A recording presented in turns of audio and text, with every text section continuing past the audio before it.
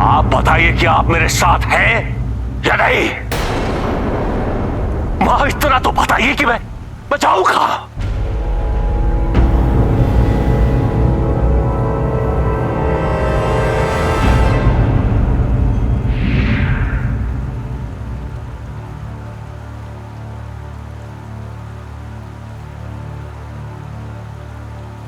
स्मरण रहे पुत्र,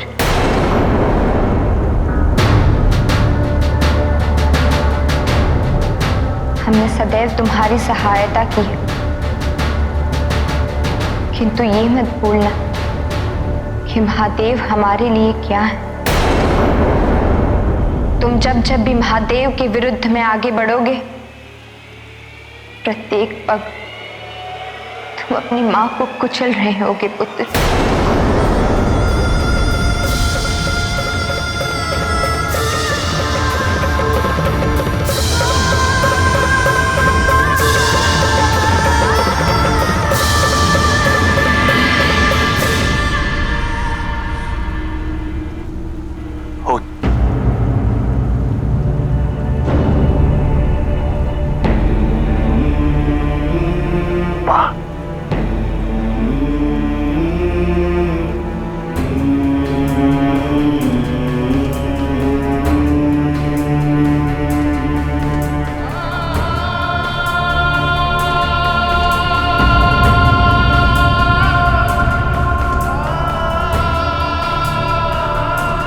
धन्यवाद मां,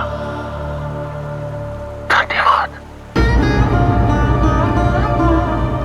अब मैं आपसे कुछ नहीं मांगूंगा, कभी नहीं। आपको अपने आराध्य का समर्थन करना है तो करिए। मैं और आप इस युद्ध के उपरांत ही मिलेंगे।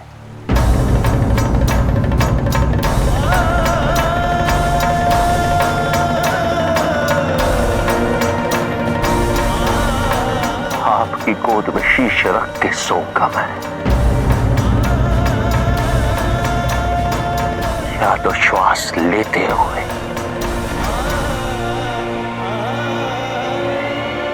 या फिर श्वास त्यागते हुए।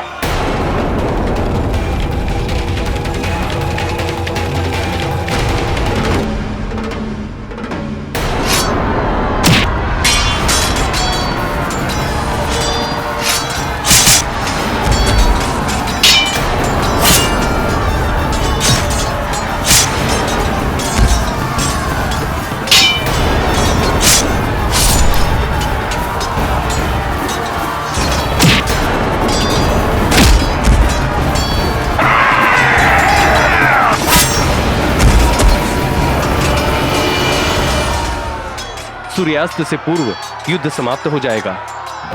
यदि महाराज शंखचूड़ को लोहितांग का समर्थन प्राप्त होता तो ऐसी चिंताजनक स्थिति उत्पन्न ही नहीं होती। सत्य कह रहे हो तुम। हमें आशा है कि महाराज शंखचूड़ शीघ्र यहां पहुंचेंगे। स्वामी,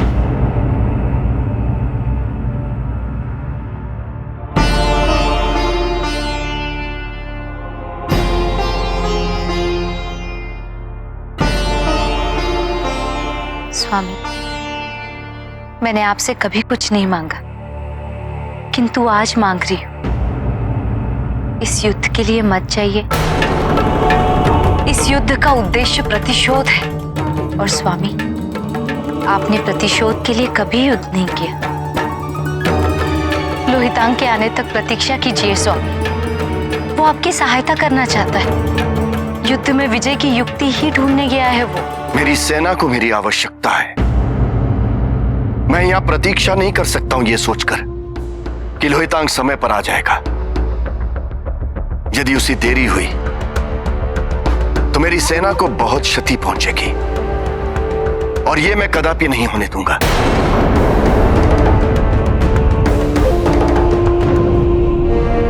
शंखचूड़,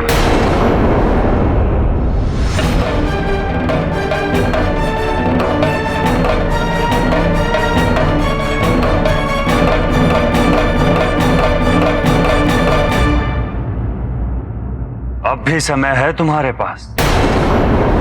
तुम महादेव और आदि शक्ति के विरुद्ध हो, जबकि तुम्हारे पास आत्मसमर्पण का अवसर है, शांतिपूर्ण जीवन व्यतीत करने का अवसर है।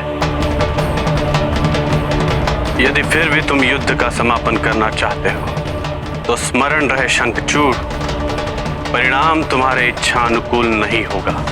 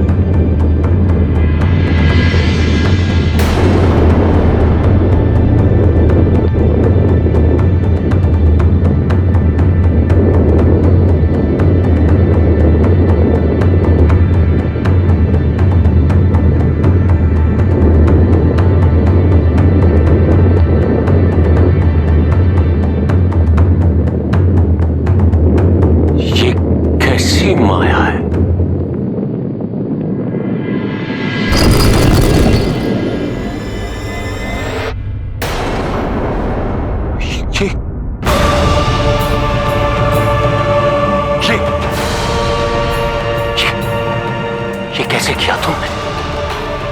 ये माया विद्या किसने सिखाई तुम्हें? माया? कैसी माया? मैं तो अपने संगीत में मग्न था और इसके अतिरिक्त कुछ भी नहीं किया मैंने। ये कैसे किया तुमने? वो शिला, उसे तुमने ऊपर कैसे उठाया था? निस्संदेह ये माया ही है। मैं आपकी बात नहीं समझ पा रहा हूँ। जब मेरे पास संगीत की शक्ति है तो माया शक्ति की क्या आवश्यकता? संगीत की शक्ति अर्थात? नाददीनम जगत सर्वम, समस्त जगत नाद के संगीत के अधीन है। गुरुजी यही कहते हैं। गुरुजी? कौन है तुम्हारे गुरु? ऋषि तंडु, ये उन्हीं का आश्रम है। ऋषि तंडु? कहाँ है मेरे शिष्य? पाठ का समय हो रहा है, गुरुजी बुला रहे हैं।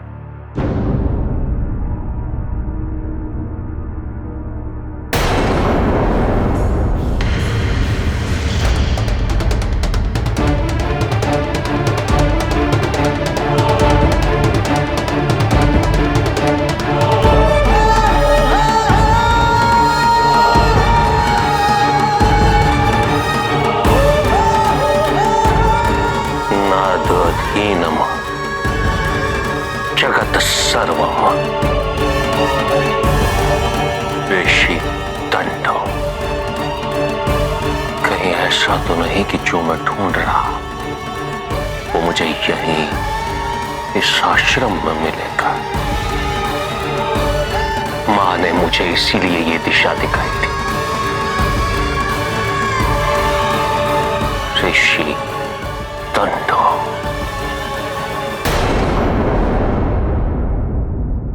ये युद्ध मेरे प्रतिशोध के लिए नहीं है, ये युद्ध मेरे स्वाभिमान के लिए है। मैं युद्ध में प्रवेश कर रहा हूं, परिणाम जो भी हो चयन आपको करना है। यदि इस युद्ध के उपरांत मैं और आप फिर ना मिले तो जानती है मेरी अंतिम स्मृति क्या होगी? वो क्षण जब मेरी प्रिय अर्धांगिनी ने मेरे जीवन के सबसे महत्वपूर्ण युद्ध में मुझे अकेला छोड़ दिया था। और आपकी अंतिम स्मृति होगी वो क्षण जब आपने मुझे युद्ध क्षेत्र में बिना रक्षा कवच के जाते देखा था।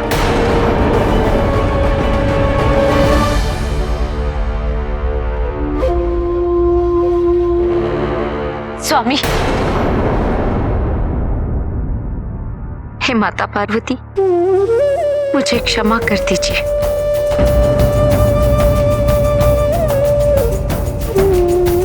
यदि मैंने अपने स्वामी को युद्ध क्षेत्र में इस रक्षा कवच के बिना भेज दिया तो मैं अपने आप को आजीवन क्षमा नहीं कर पाऊंगी।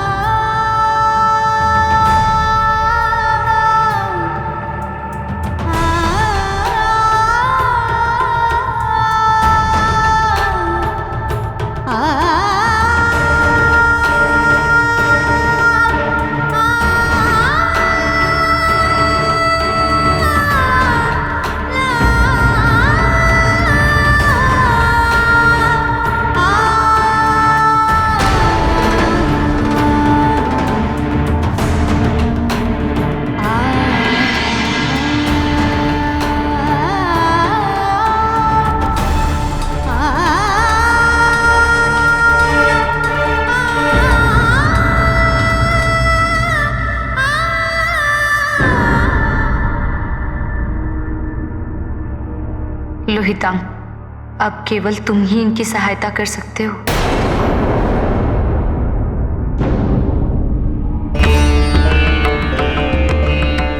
स्वामी, शंखचूड़ ने हमारी चेतावनी की उपेक्षा करने का निर्णय लिया है।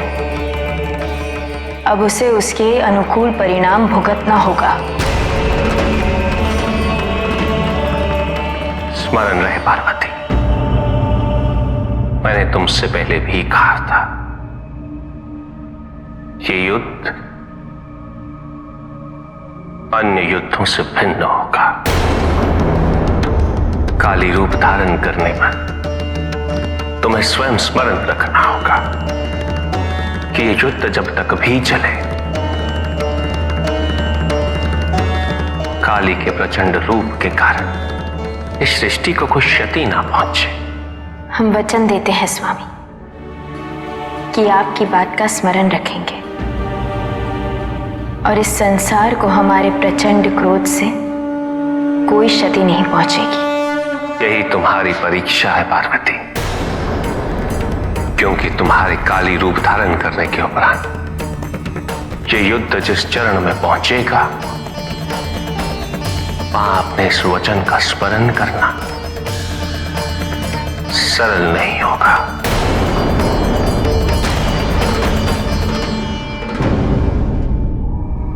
क्यों किसी का संगीत अन्य व्यक्तियों के संगीत से अधिक मनमोहक प्रतीत होता है, जानते हो? ये कला है, केवल स्वरों को, लय को एक क्रम में बांधने की नहीं, अपितु उस क्रम को तोड़ने की भी। दो स्वरों के मध्य जो मौन होता है, उसका उपयोग करने की कला। जो ये समझ जाता है, उसका संगीत अधिक प्रबल, अधिक मधुर, अधिक मनमोहक होता है। और जो ये रहस्य नहीं समझते, वो केवल स्वरों पर ही अपना ध्यान केंद्रित करते हैं। और जिन्हें ये रहस्य ज्ञात है, वो उस मौन को भी सुन पाते हैं। अच्छा, क्या तुम जानते हो कि संगीत और नाद केवल वाद्यों तक ही सीमित नहीं है? अर्थात गुरुदेव? संगीत केवल वो नहीं जो हमें वाद्यों के माध्यम से सुनाई देता है या अपने स्वरों में सुनाई देता है। संगीत तो आदिकाल से ही सृष्टि में निहित है। प्रथम नाद जानते हो क्या है? ओम, जिससे समस्त सृष्टि की निर्मित हुई। वो मात्र शब्द नहीं, स्पंदन है, ऊर्जा है, शून्य, रिक्त, किंतु सृजन का स्रोत। ओम में अ जागने का, उ स्वप्न की अवस्था का और मा गहन निद्रा की अवस्था का प्रतीक भी है। ओम का नाद सुनने के लिए मन का शांत स्थिर होना अत्यावश्यक है, और जिसने उसका श्रवण कर लिया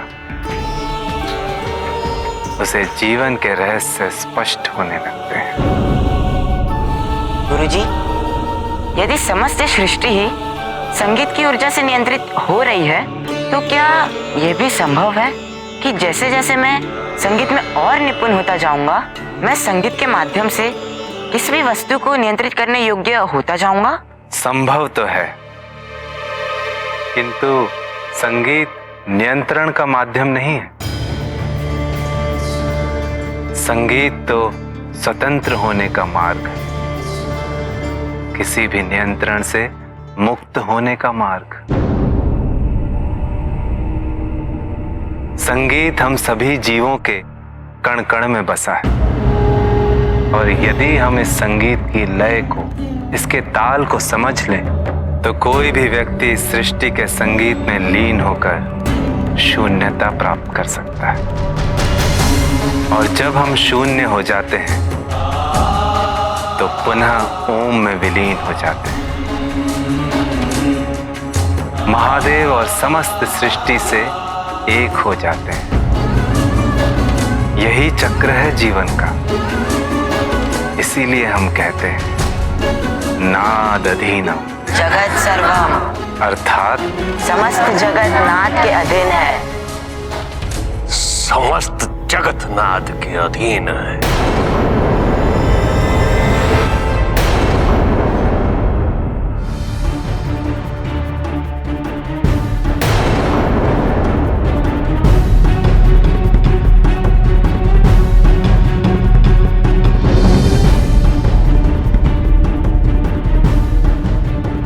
लोहितांग, मेरी अनुमति के बिना तुमने मेरे आश्रम में प्रवेश करने का दुस्साहस किया भी कैसे? चले जाओ लोहितांग। मैं ऋषि पिपलाद नहीं जो तुम्हें महादेव को पराजित करने का ज्ञान दूं। ज्ञान तो आप मुझे दे ही चुके हैं ऋषि दंडो। जब जगत नाद के अधीन है तो जगन्नाथ क्यों नहीं?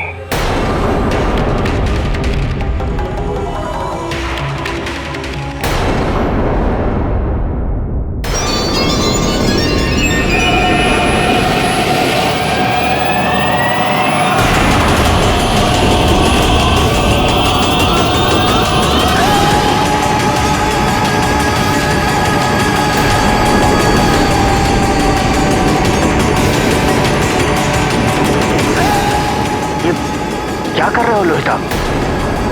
तुम्हें ज्ञात है ना युद्ध प्रारंभ हो चुका है। लोहितांग, कुछ कहोगे भी? मुझे यहाँ क्यों बुलाया? देखिए गुरुदेव, देखिए आपका शिष्य कर क्या रहा है। लोहितांग, ये सब तो तुम बाल्यकाल में किया करते थे, किंतु एक और जब युद्ध चल रहा है और तुम... यही तो गुरुदेव, यही तो। मुझे अपने बाल्यकाल में लौटना है, अपने मूल के समीप। पहले मैं ये सब अपनी माया शक्ति से किया करता था गुरुदेव, किंतु अब मैंने उससे भी सरल उपाय ढूंढ लिया है। सरल किंतु कहीं अधिक शक्तिशाली, जिसके द्वारा मैं स्वयं महादेव को पराजित करूंगा। अर्थात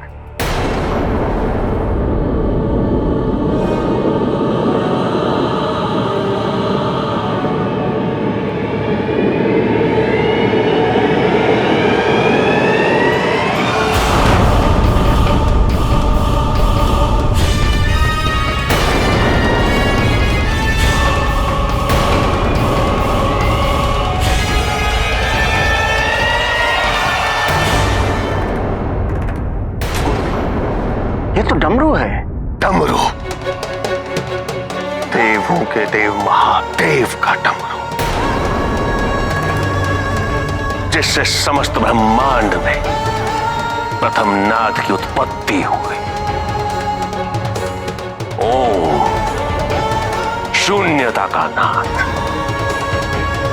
मात्र एक ऊर्जा, एक स्पंदन। समस्त ब्रह्मांड केवल इसी नाद में निहित है, केवल इसी नाद में, ओम में निहित है।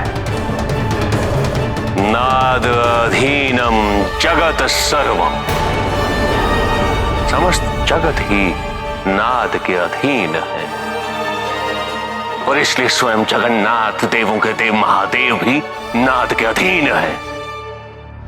गुरुदेव, यदि मैं नाद के माध्यम से समस्त लोगों के स्पंदन को नियंत्रित कर सकता हूं, तो मैं महादेव को भी नियंत्रित कर सकता हूं। महादेव स्वयं संगीत से सम्मोहित हो जाएंगे और उसी क्षण में उन पर आक्रमण कर उनका नाश कर दूंगा।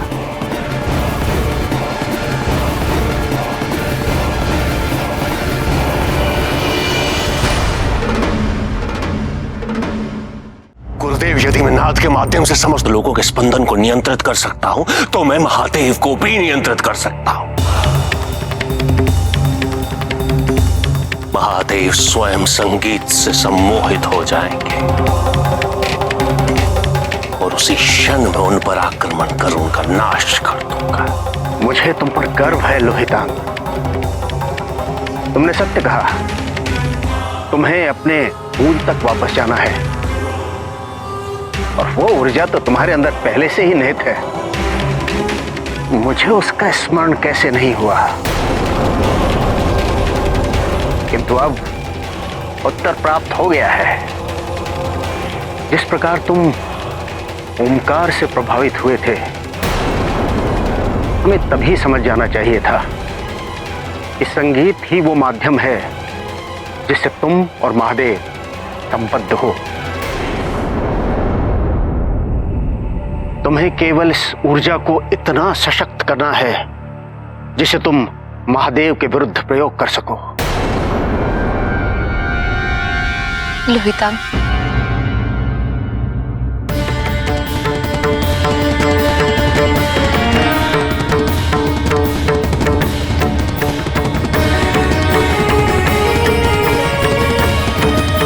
मैं उन्हें रोक नहीं पाई लोहितांग।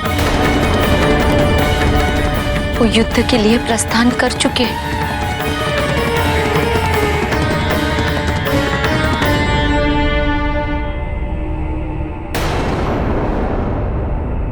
आप निश्चिंत रहें, मैं शीघ्र ही युद्ध क्षेत्र के लिए प्रस्थान करता हूं। महाराज शंखचूड़ की सुरक्षा मेरा दायित्व है और मैं उन्हें कुछ नहीं होने दूंगा, ये मेरा वचन है।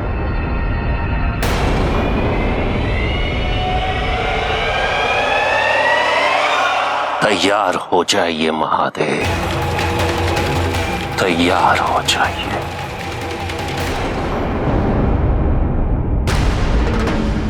महादेव, लोहितांग संगीत की ऊर्जा का दुरुपयोग करना चाहता है और देवी पार्वती अब किसी क्षण भी काली रूप धारण कर सकती हैं। दोनों ही घटनाओं का एक समय पर होना चिंता का कारण है महादेव। काल काली के अधीन है और इसलिए काली का प्रत्येक आगमन अत्यंत महत्वपूर्ण सिद्ध होता है। काली केवल विनाश जानती है, और जब जब बुराई अपनी चरम सीमा पर पहुंचेगी, उसका विनाश करने के लिए काली का आगमन होगा। इस बार बुराई शंखचूड़ के अहंकार के रूप में प्रत्यक्ष हुई है।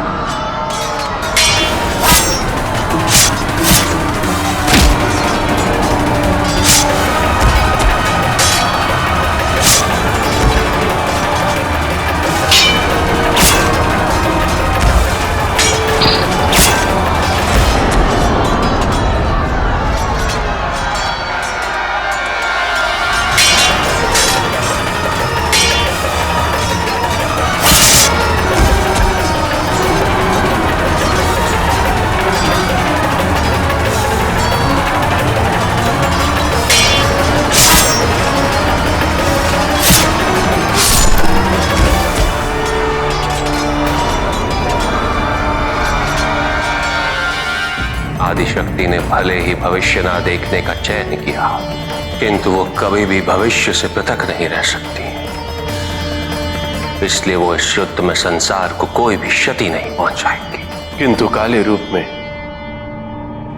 यदि उन्हें स्मरण नहीं रहा उनका वचन, तो क्या ये प्रलयकारी नहीं होगा संसार के लिए महादेव? परिणाम चाहे जो भी हो, हमें अपना कर्तव्य तो निभाना ही होगा ब्रह्मदेव। उचित समय आने पर मैं भी इस युद्ध में सम्मिलित हो जाऊंगा। आपने स्वयं उसे वरदान दिया था, इसलिए यदि उसकी पराजय होनी है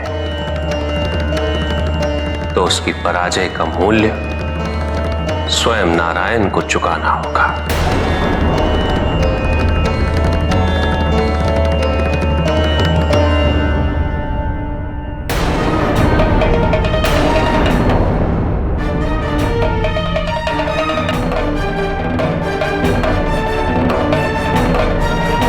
मैं निशस्त्र पर आक्रमण नहीं करता। प्रतिशोध लेना चाहते थे ना, तो आओ युद्ध करो मुझसे।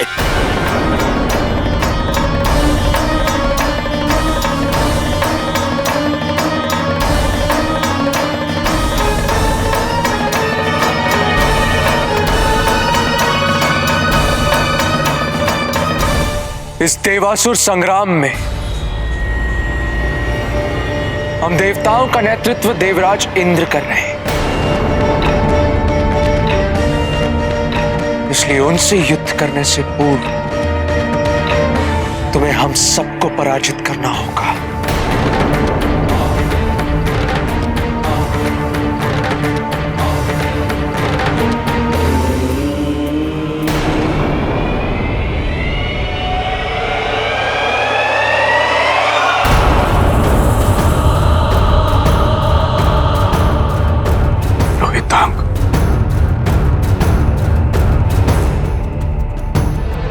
महाराज शंखचूड़, मैं जो ढूंढ रहा था वो मुझे मिल गया है। स्वयं महादेव को पराजित करने का मार्ग।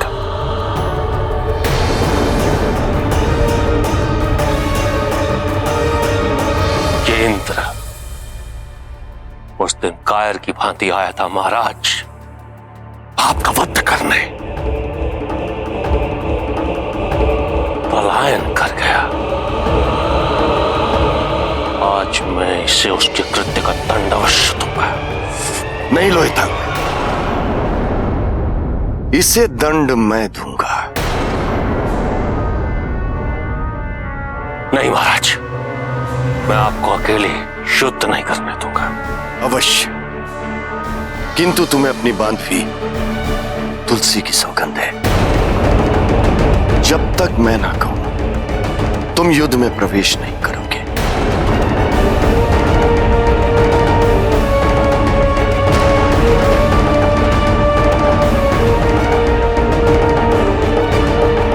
महाराज, ये आप क्या कह रहे हैं? मैंने स्वयं बांधवी को वचन दिया था कि मैं आपकी पिता, ये युद्ध मेरे आत्मसम्मान के लिए है। तुम स्वयं एक योद्धा हो। इस युद्ध का मेरे लिए क्या महत्व है तुम अच्छी तरह से समझ सकते हो। विश्वास रखो, यदि आवश्यकता होगी तो मैं स्वयं तुम्हें बुलाऊंगा।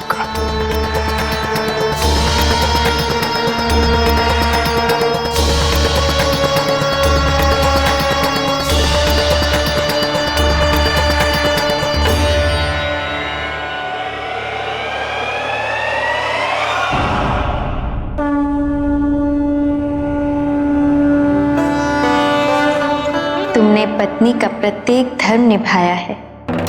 शंखचूड़ के प्रत्येक युद्ध में तुम उसकी शक्ति रही हो और तुम्हारा सतीत्व उसका रक्षा कवच।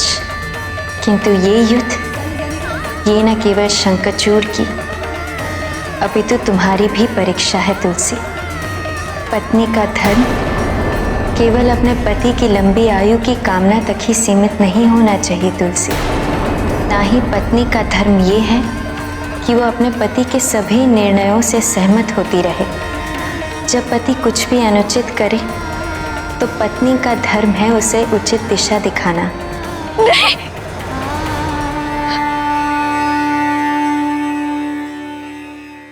शंखचूड़, मां ने तुम्हें चेतावनी दी थी, पिताजी ने भी तुम्हें सचेत किया था। यदि तुम चाहो तो अब भी समय है। लौट जाओ अपने राज्य। तुम्हारे पिता तो न्याय करते हैं ना, अनैतिकता उन्हें स्वीकार्य नहीं, तो एक निशस्त्र व्यक्ति पर आक्रमण करने वाले दुष्ट षड्यंत्रकारी इंद्र को उन्होंने शरण कैसे दे दी? शंखचूड़, अपने अंतर्मन से पूछो कि जो तुम कह रहे हो, क्या तुम वास्तव में उन शब्दों पे विश्वास करते हो? नहीं, केवल इसलिए कि तुम अपनी भूल स्वीकार नहीं करना चाहते हो। तुम सब में दोष ढूंढने का प्रयास कर रहे हो। निरर्थक, सब कुछ निरर्थक। मेरी बात मानो शंखचूड़, वो भूल मत करो जो तुमसे पूर्वासंख्य असुर कर चुके हैं। तुम यदि अभी भी समर्पण करते हो, यदि तुम अभी भी समर्पण करते हो तो मां के प्रचंड क्रोध से बच जाओगे।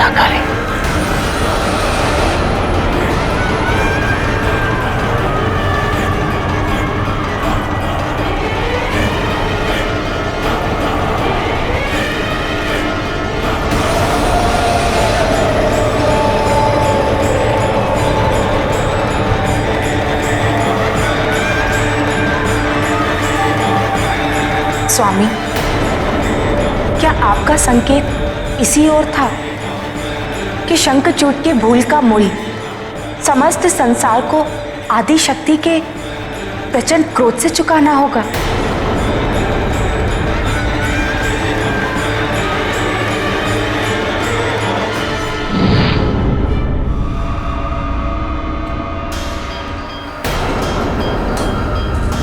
गुरुदेव ये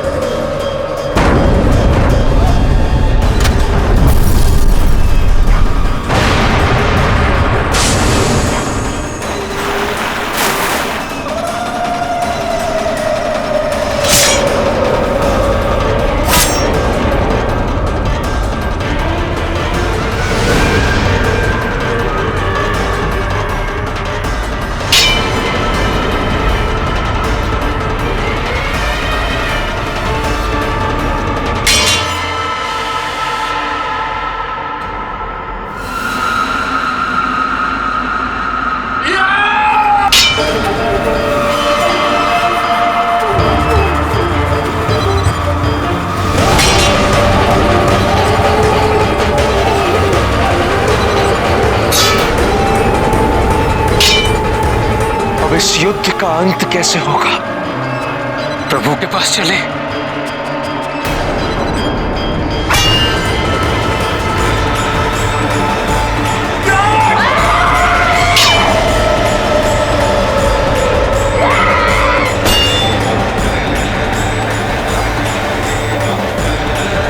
देखा गुरुदेव, देवी पार्वती ने कहा था कि वो लोहितांग का अंत करेंगी।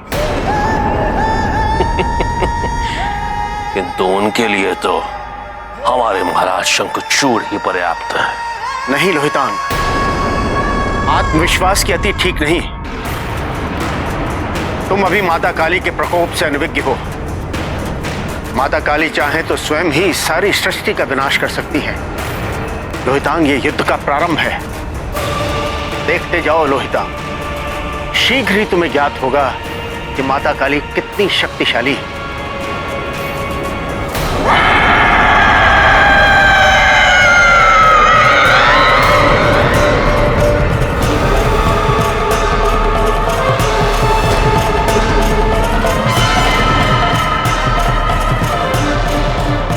गुरुदेव,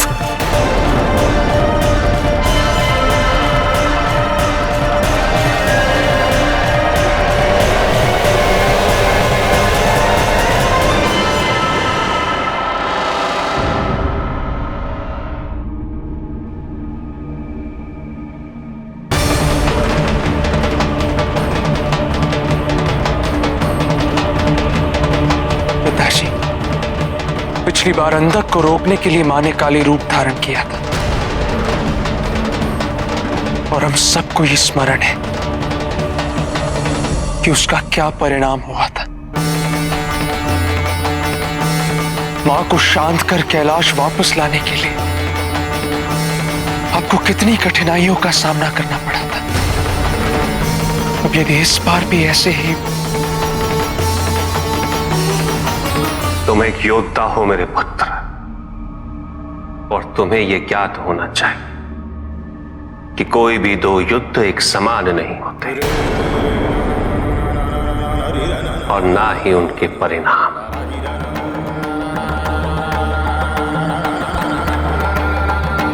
क्योंकि प्रत्येक युद्ध की परिस्थितियों से ही उनके परिणाम निर्धारित होते हैं। इस बार काली स्वयं शांत हो गई।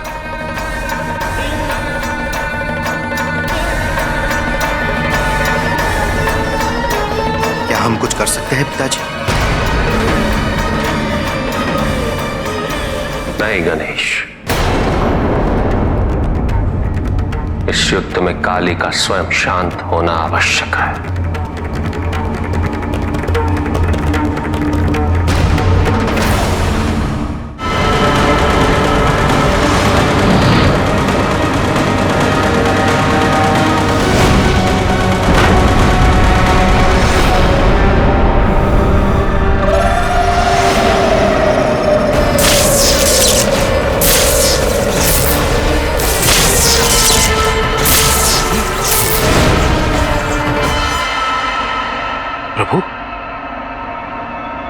माता काली के विरुद्ध इतनी देर, ये क्या हो रहा है प्रभु? शंखचूड़ इसी प्रकार युद्ध करता रहा तो माता काली का क्रोध और भी बढ़ जाएगा और इस क्रोध से समस्त संसार को बहुत क्षति पहुंचेगी। शंखचूड़ के पास ब्रह्मदेव का वरदान है। तुलसी का सत्यत्व ही उसकी रक्षा किए हुए है। यही कारण है कि वो देवी काली से इतने लंबे समय तक युद्ध कर पा रहा है। यदि उसे वरदान प्राप्त है और तुलसी के सतीत्व की शक्ति भी उसे सुरक्षा प्रदान कर रही है, तो ये युद्ध कभी समाप्त नहीं होगा, अपितु समस्त सृष्टि नष्ट हो जाएगी। स्वामी, क्या शंखचूड़ को रोका नहीं जा सकता?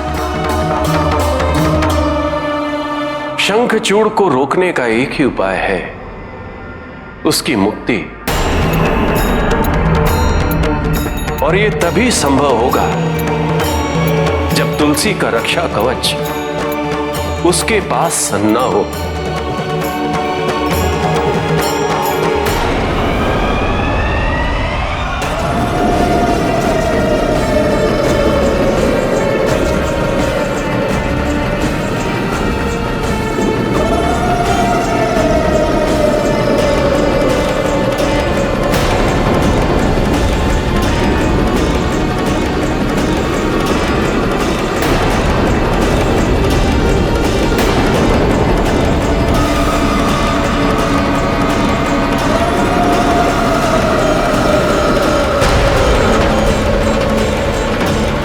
यदि देवी काली शांत नहीं हुई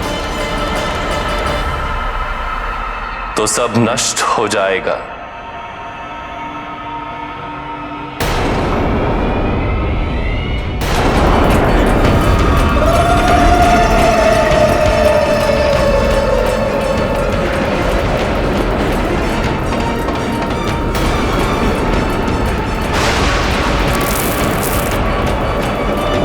माता का प्रकोप तो अदम्य रूप ले चुका है। महादेव, रक्षा कीजिए महादेव।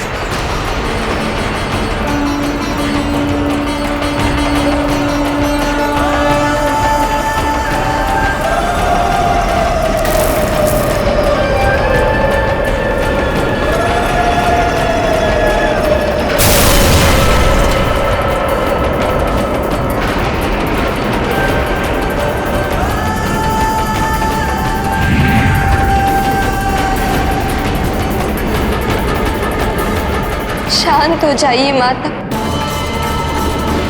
आपके क्रोध की ये प्रचंडता सहन कर पाना अब हमारे लिए संभव नहीं रह गया है माता। शांत हो जाइए। क्रोध है ये काली मेरी माता पृथ्वी को क्षति पहुंचा रही है। मैं ऐसा नहीं होने दूंगा। मुझे इसे रोकना होगा। काली ललितांग, तुमने शंखचूड़ को वचन दिया है, तुम इस प्रकार युद्ध में सम्मिलित नहीं हो सकते।